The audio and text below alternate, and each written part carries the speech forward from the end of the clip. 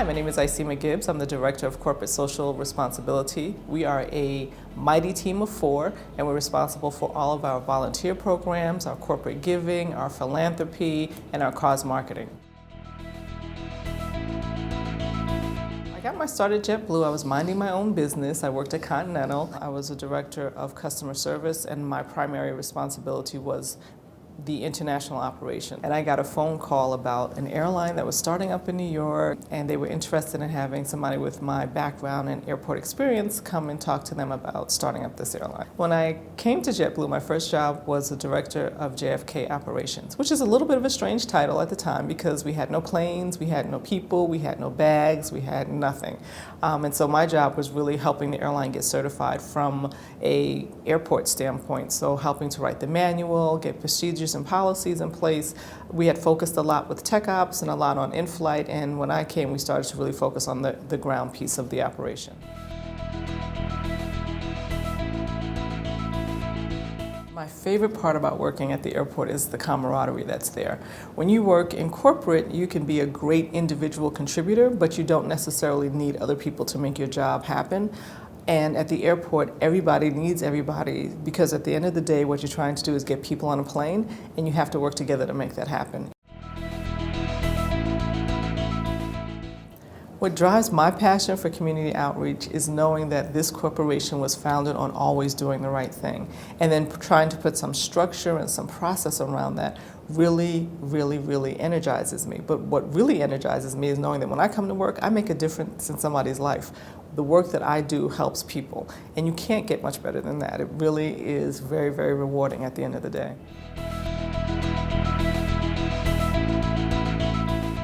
Our overall strategy for community outreach has changed. More so than changed, it's just evolved and grown. There hasn't been such a drastic change, but more of a thought process. And as the company grows, how do we want to have this part of the company grow with it? So we have always been a philanthropic company, and when CSR came into existence, we had to start putting some structure around that so that people could at some point articulate what we were passionate about and what the company was supporting. We've done a lot of surveys with our customers. What's important to our customers and what resonates with them and what will they help us do? And then what our crew members feel is important. So we've worked really hard to kind of streamline that to say that we are a company that supports, for the most part, education, youth and education, the community, and the environment.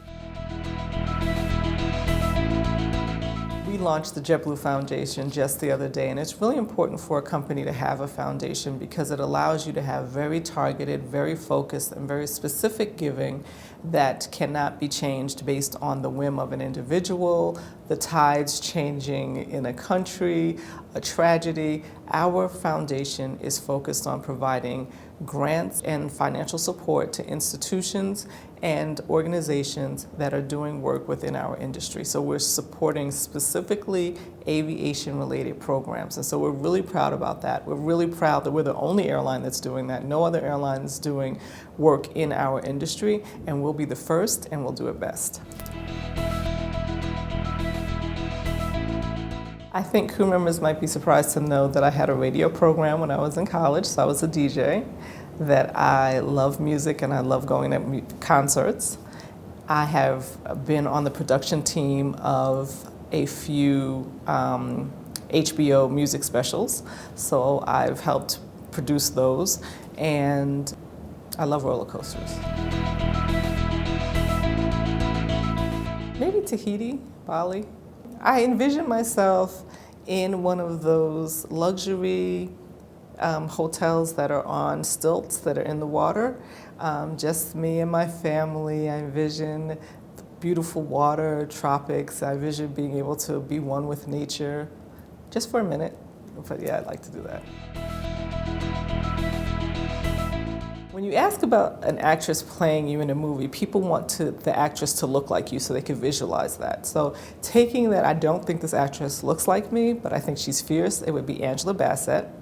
And if we were doing the younger Icema, it would be Kerry Washington, because Kerry Washington has a quiet fire to her, and I think that I have that same quiet fire. If I had to pick one person, I tell you I couldn't. I'd have to pick two, and that's my grandmother and my mother. They were very dynamic women who had a lot of personality, a lot of spunk, who had great values, great morals, and were very, very loving. And those two women have helped shape who I am today. And they're also, although they're not alive, they're helping to shape my daughter because they poured so much into me, and I'm able to give that to my daughter. So we're all named Icema, and I think it's really cool that that Icema and I are carrying that legacy forward. I'd want to meet Martin Luther King, and I'd want to meet Rosa Parks. Because in the midst of the struggle, I would want to know what gave them the courage to go against the norm and fight for equal rights here in America. If I picked somebody outside of the country, I'd want to meet Mahatma Gandhi. I just want to meet the people that can look within themselves and say, I'm going to make a difference, I'm going to change the world, I'm going to change society, but I'm going to do it with just one step. And they all just did one little thing that kind of helped change what the world was and how the world is viewed. And I think those people inspire me because they didn't do it for fame or fortune. They did it because it was the right thing to do, and they didn't necessarily know how big or broad it was going to be, and it turned out to be huge. But they did it with a single act, or they started with a single act.